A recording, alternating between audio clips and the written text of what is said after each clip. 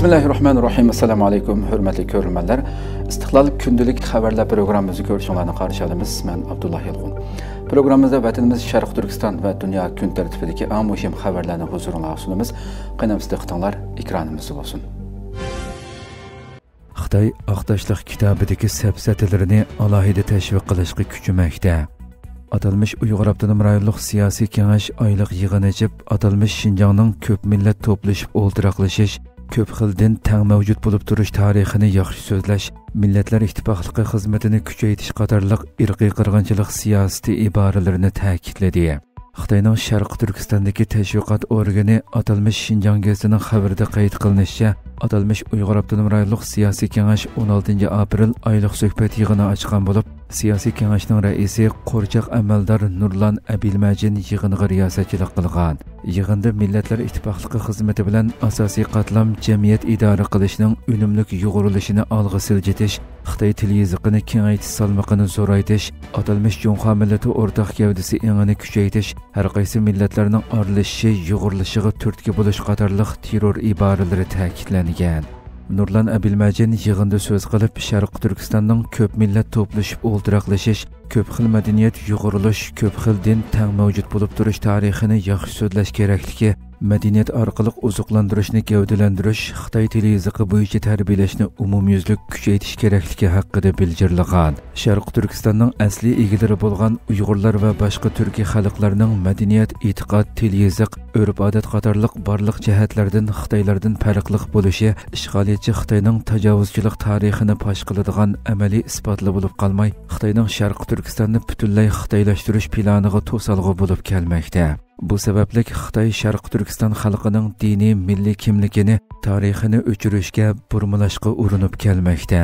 Bundan ilgari e'lon qilingan Aqtaşlıq kitoblarda Xitoy Sharq Turkistonning azaldan Xitoyga beqindi bo'lib kelganligi, hamma dinning, hamma millatning tang mavjud bo'lib kelganligi, islom dinining qo'ral kuchi bilan xalqqa majburiy tengilganligi, Uyg'ur va boshqa turkiy xalqlarning islom madaniyatiga emas, atalmış Junxo madaniyatiga tava ekanligidek safsatalarini numussizlarcha bozorga solgan edi.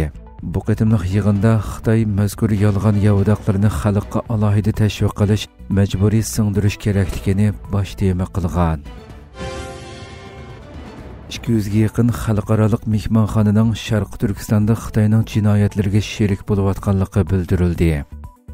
Uyg'ur kishilik huquqi qurilishi yangi dokument e'lon qilib, irqiy qirg'inchilik davomlashayotgan Sharq Turkistonda yana 200 ga yaqin xalqaro mehmonxonaning tijorat qilayotganligini oshkorladi.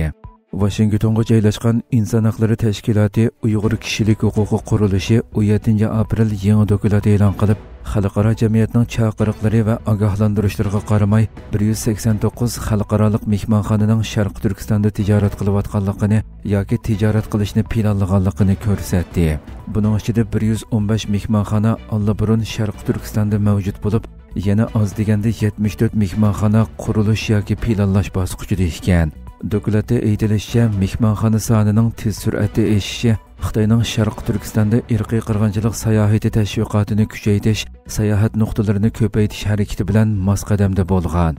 Xitoy tashviqot vositalarining bildirishicha, 2024-yili Sharq Turkistonga taxminan 300 million sayohatchi borgan bo'lib, buning ichida 5 millioni chet ellik sayohatchi ekan. Bu son 2023-yildagidan 50% ortiq ekan. Dokumentda tilga ilingan xalqaro mehmonxonalar qatorida Fransiyaning Accor, Hilton shirkatlari, Angliyaning IHG guruhi, Marriott va Wyndham qatorliq tunilgan shirkatlari bor bo'lib, Sharq Turkistonning o'xshamagan joylarida ularning mehmonxonalari bor ekan. Dokumentda mazkur mehmonxonalarning Sharq Turkistonda mavjudligining amaliyotda Xitoyning Sharq Turkistondagi jinoyatlarni normallashtirishga yordam beradiganligi ta'kidlangan. Undan boshqa Accor shirkatining Urumchidagi bir mehmonxonasining atalmış tarbiyalash, ishga o'rinlashtirish, ortiq emgak kuchi nomidagi jazo lageriga majburiy emgakka chetishlik ekanligi dokumentda qayd qilingan. Dokumentda mazkur mehmonxonalarning hammasining xalqaro inson haqlari o'lchamlarini qabul qilish haqidagi va'dasiga asosan Sharq Turkistondagi tijorat faoliyatlarini darhol tekshirishi kerakligi, kengaytirish planlarini to'g'nitishi, faoliyatlarni to'xtatishi va tijorat aloqalarini uzishi kerakligi, shundaqla Sharq Turkistondan chiqib ketish qarorini oshkora e'lon qilishi kerakligi talab qilingan. Dokladda tilga ilingan Hilton guruhi bundan ilgari ko'p qatim tanqidga uchragan bo'lib, mazkur shirkatning Xotandagi chaqib etilgan bir masjid o'rniga mehmonxona selishi kuchlik norozilik qo'zg'agan edi. 2021 sentabrda Amerika Islom munosabati kengashi va boshqa 40 necha xalqaro tashkilot birlikda Hilton guruhining Sharq Turkistondagi Xitoy tarafidan chaqib etilgan masjidning o'rnida mehmonxona selish planiga qarshi Hilton mehmonxonasini xalqaro boyqut qilishga chaqirgan edi. Amerika Xitoyning paraxodlaridan haq oladiganligini e'lon qildi. Butun dunyo Amerika-Xitoy savdo urushiga diqqat qilayotgan bo'lib, Trump hukumatı Xitoy paraxodlaridan port haqqi elish planini oshkorladi. BBC'ning bugungi xabarida bildirilishicha, Amerika savdo vakili ishxonasi e'lon qilgan mazkur plan ikkinchi oyda o'ttirg'a qo'yilgan plandan yumshoqroq tarzda bo'lib, 180 kundan keyin ijro qilindi ekan va kelgusi bir necha yilda tadrijiy ko'paytirildi ekan. Bu tadbirning Trumpning tamojna beji siyosatiga qo'shilib, yer shariviy savdoni texmo qalaymaqonlashtirib o'tishi haqida andisha qo'zg'algan bo'lib, Amerika savdo vakili ishxonasi bayonotida Xitoy asosliq nishonni amalga oshirdi. Bu Amerika shirkatlari, ishchilari va iqtisodiga ko'rinarli foydasiz degan. Ma'lum bo'lishicha, Xitoy paraxodlaridan elinadigan haq yuklarning ig'irligi sanduq soni yoki paraxoddagi mashinalarning soniga asosan hisoblandi ekan. Bu tadbirga asosan Xitoyning paraxod egalari va tijoratchilariga har tonna yukdan $50 haq ilindi ekan va kelgusi 3 yilda yiliga $30 o'stirildi ekan.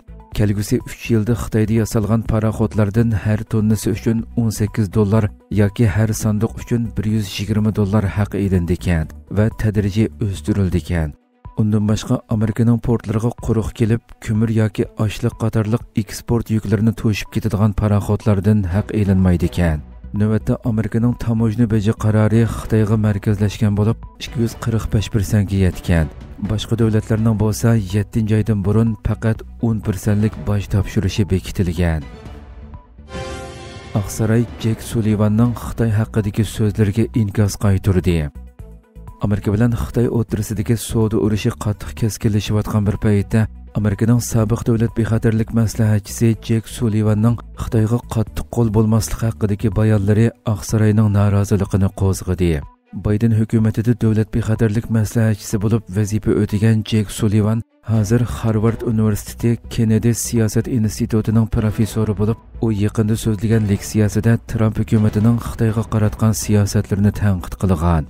U Amerika-Xitoy munosabatining murakkabligi va uzun muddatli taraqqiyot musofasini tunib yetmay turib, hech kim yengolmaydigan to'qinishning xato qaror ekanligini, aslida Xitoy bilan muqim bo'lgan raqobat holatini saqlash kerakligini bildirgan. Donald Trump hokimiyat beshiga chiqqandan keyin sobiq prezident Joe Biden va uning davlat bexatarlik maslahatchisi Jek Sullivan yo'l qo'ygan nurg'un siyosatlarni bekor qilgan. Yaqinqi bir necha haftadan buyon tamojna beji urushi alohida keskinlashgan. Jek Sullivanning bu bayonlari Trump hukumatini norozi qilgan bo'lib, Amerika Davlat bexatarlik komitetining bayonotchisi Brian Hayes bu haqda inkos qaytarib, u akademiyaligini qilishi kerak. Shundala uning harakati dunyoni texmo xatarlik ahvolga tushirib qo'ymaydi degan. Hurmatli ko'ruvchilar, shunday qilib bugungi xabarlarimiz mush yerda oxirlashdi. Inshaalloh atigi programmamizni ko'rishgacha omon bo'lg'aysizlar. Assalomu alaykum va rahmatulloh.